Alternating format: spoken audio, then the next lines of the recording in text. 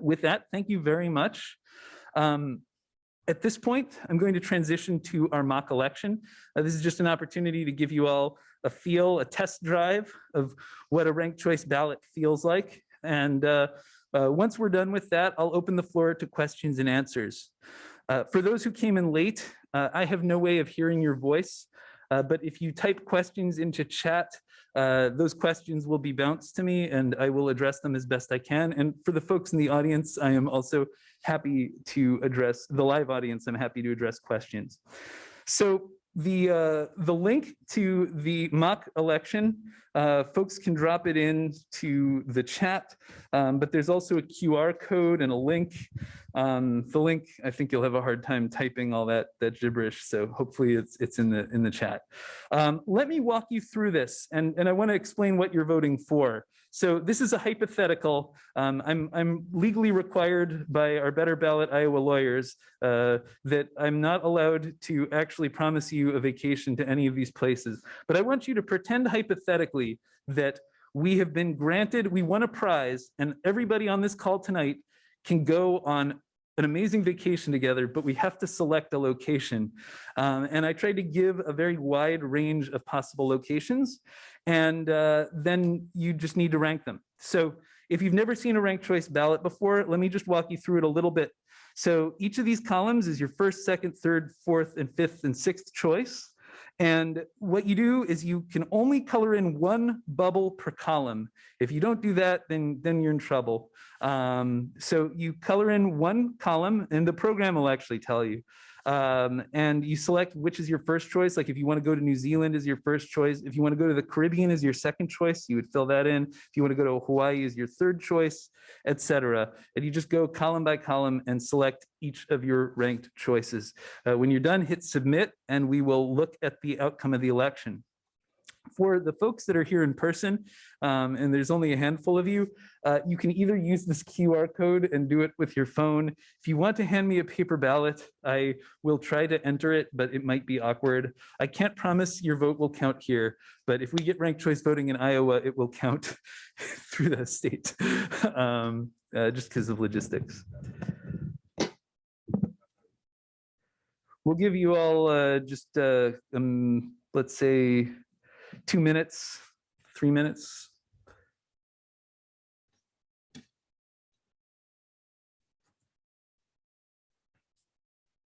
Oh, sorry, I'm blocking the QR code for you, Paul. Here, there you go. I can enter 1 or 2 ballots. I think I can handle that. That's in my skill set.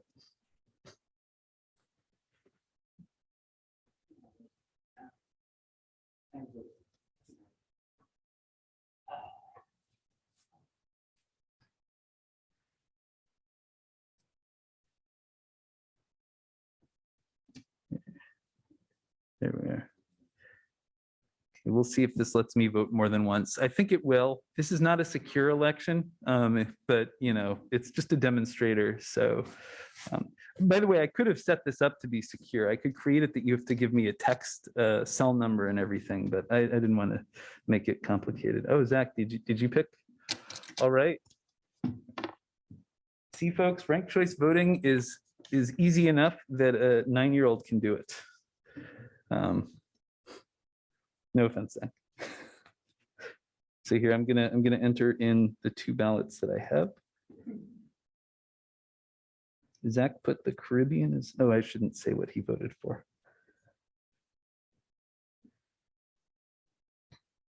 Oh, you're gonna see it anyway. Third choice is one.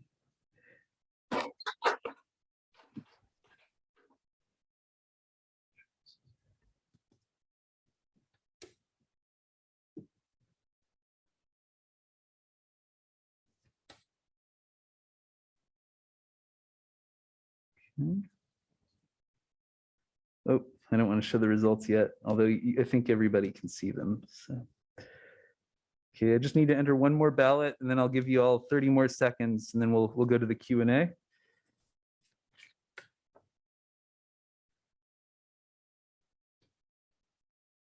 Oh, yeah, this makes me vote in order. Fine. I think that this ballot requires you to vote for all options, but in most practical applications of ranked choice voting, you don't have to vote for all options. Oh, that's good to know.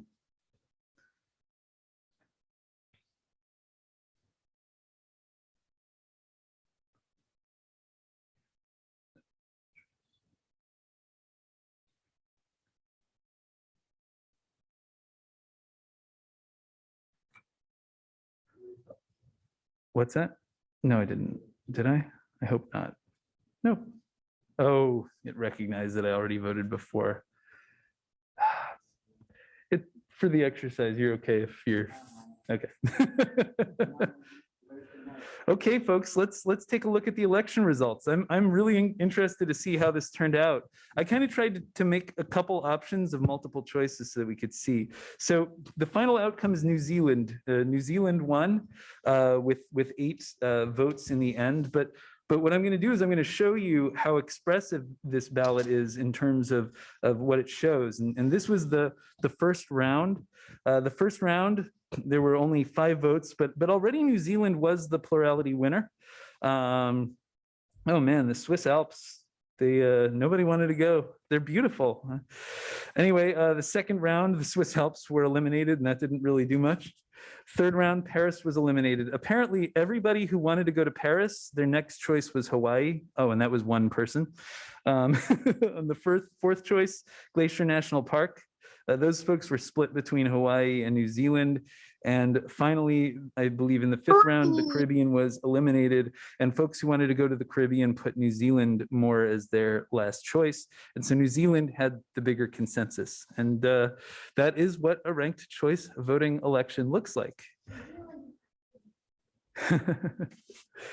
With that, I think we will end the talk. Let me go to my thank you slide, which has all of the links and the signups and our Facebook and our Twitter.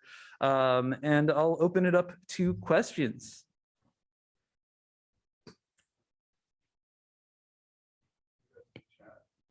Oh, can I pull up the chat? Can you view the chat? You can stop Yes, sharing your screen if you'd like. So far, no questions from the audience, or at least no recently posted one. We had a suggestion for a Schoolhouse Rock animation. There are some, but without the singing. I kind of like the idea of doing it Schoolhouse Rock style. We could bring back the Bill. He could talk about why he's not going anywhere. I think that composer just passed away. Oh, really? That's sad. Anybody here have any questions? Mary, here. What's your next step? I'm sorry. I just want to know what's the next step? You're right now you're educating the public. Is that correct? Yeah. Okay.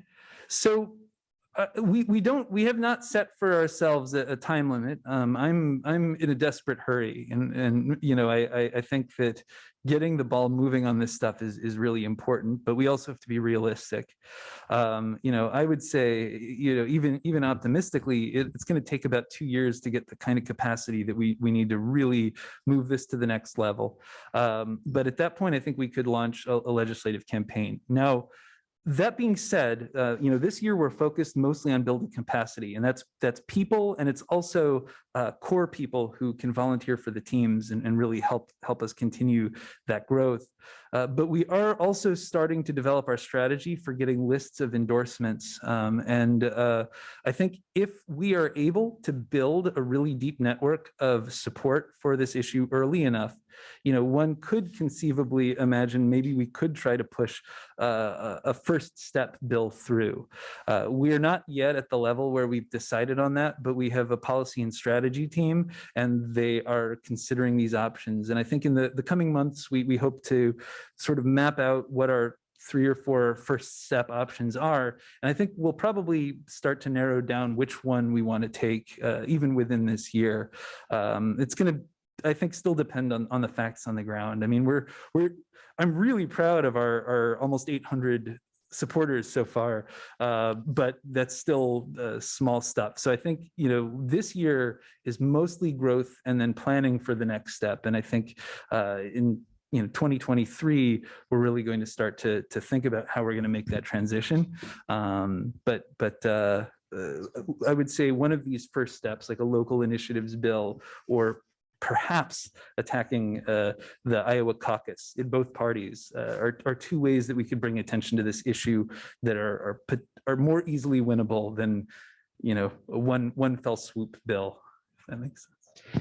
Matt, someone at home is wondering if ISU and other Iowa students are excited about this.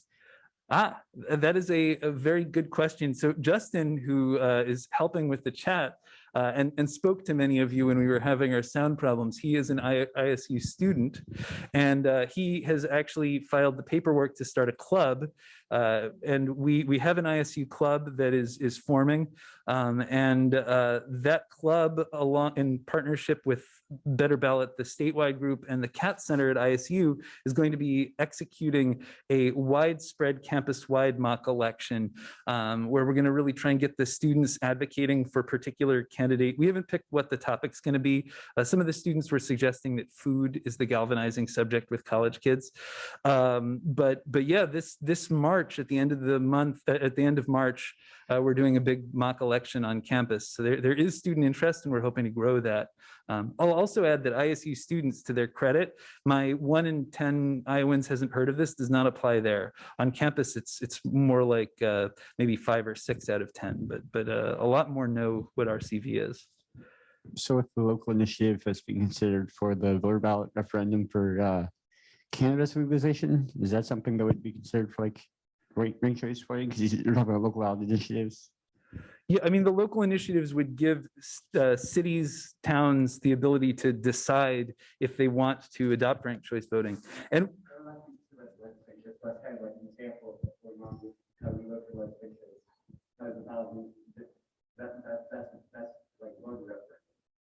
well, I mean, we're not, I don't think we're going to try to adopt voter referendums in any case, but I think that if we try to do it at the local level, it'll be easier for, I think, the public to communicate with their leaders.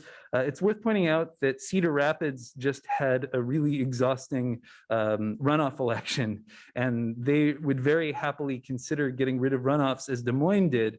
But I would argue replacing runoffs with plurality would be a step back and not a step forward. And so we're actually talking to some folks there. The mayor actually or the mayor-elect, I should say, has expressed openness. And one of the strategic plans we could do is get cities to pass bills that say we will adopt ranked choice voting if it becomes legal. And that's what they're doing in a few states. It's one way that we could try to build pressure and advocate for the legislature to step in. Someone at home would like to know whether we need to get county auditors involved. I think that would be a very good idea. I've just recently reached out to our Story County auditor, and I think we should reach out to more. I mean, they're the folks who are at the front lines of executing elections, and so they're the ones who are most likely to cringe when I say we're all ready to go with our CV. But I think that their feedback in how we could logistically implement this would be very valuable, and that is there's sort of the community level leadership that we want to start to get on board, even as we're building up towards the state government.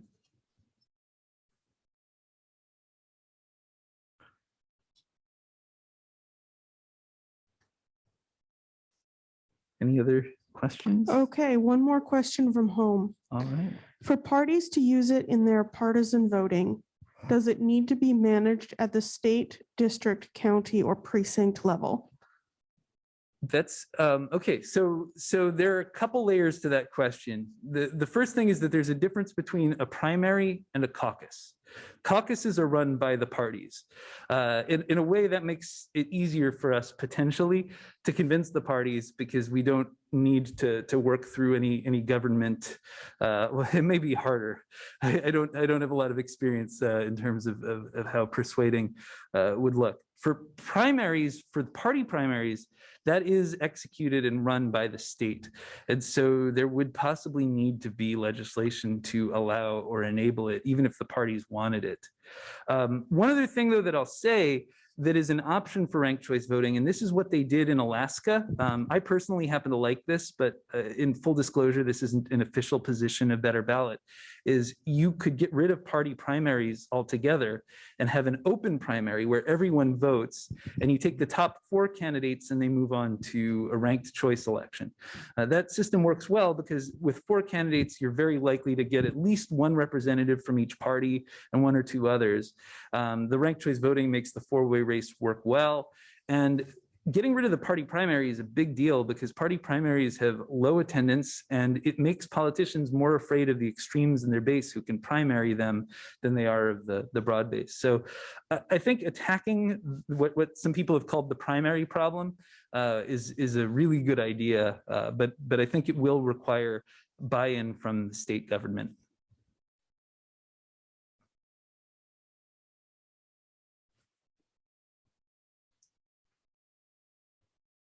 One more question, or? For use in caucuses, it would be necessary to train thousands of precincts to do it. Do you have a strategy for that? So that's an interesting question. I can speak from personal experience that training precincts for the caucuses is, as they currently are, is already hard. My precinct, there was a mistake on how the rules were executed, very confusing and Byzantine. And the irony of it is what they're doing already is ranked choice voting. I think it would actually simplify the degree of training because the person who is officiating no longer needs to actually execute the count. They can just hand out ballots and instruct people to fill out the ballots. Counting at the end of the night will require some technology, but I think scanning in ballots wouldn't be too hard because there's existing technology to do that. So in a lot of ways, I think it would simplify that. Paul has a comment or question on that. In 2020 for the Democratic primary process, Nevada was one of the 4 early states. Yeah. Here. In 2020 for the Democratic nominating process, Nevada was one of the 4 early states, and they used a caucus rather than a primary, but their caucus allowed absentee ballots, which were ranked choice ballots. Yeah. So the Nevada caucus already has used a caucus system has already used the ranked choice voting system. Yeah. So it's been done in a state that's larger than Iowa, I think. And I would say this, you folks just saw what a ranked choice ballot looks like. Which is harder to train a precinct chair to explain? Fill out this ranked ballot, or, okay, everybody shuffle yourself into groups. If one of those groups doesn't have enough people, then you have to shuffle into a different group. If 2 groups recombine, then you have a new group that is now viable. But if they don't recombine, then everybody has to drift to more groups. You know, they're doing ranked choice voting actually, but they're doing it with their feet in a super confusing way. And I think it would be a lot easier to instruct, hey, we're all going to give speeches, we're going to talk, each candidate can set up a table and try to persuade people, and then at the end of the night, people fill out the bubbles. A lot easier, easy to streamline, easy to count. I would say on top of the caucus confusion, you would also have tried doing that at CY Stevens on the stairs. And The shuffling around. Yeah, the slope. It's And pretty dangerous. And there's an inclusion aspect of this too, which is that asking people to shuffle around is difficult for people who have mobility issues. It's hard for working parents, folks who can't turn out. So this is also, I would say, a more inclusive way to run elections. And it would bring ranked choice voting into the national limelight, which would be a big plus for Iowa.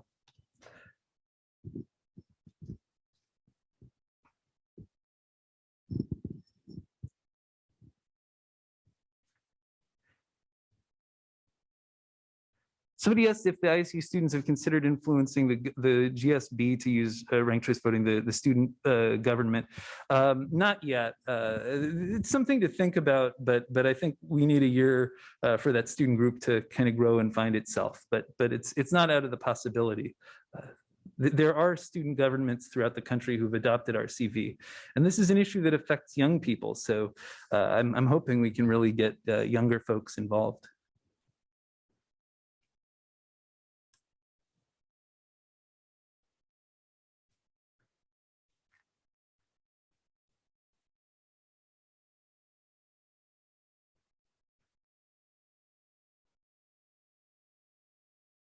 Any other questions? If you have any other questions, I can be reached at mattw@betterballottiowa.org. You could probably also just respond if you're on our emailing list to the emails. It goes to me. I do messaging. So I'm happy to answer more questions. And above all, if you have a group that would like to invite me or our other excellent speakers, we have many excellent speakers to give a talk to your organization, please reach out and let us know, because we've just got this talk rolling out and we're wanting to go around the state giving it and letting folks know about this issue. Thank you, everyone. All Have a right, great thank you night. everyone for coming tonight. We really appreciate you coming out on such a cold night. And thanks again to everyone who attended at home over Zoom. Thank you all and good night. Ooh, I even got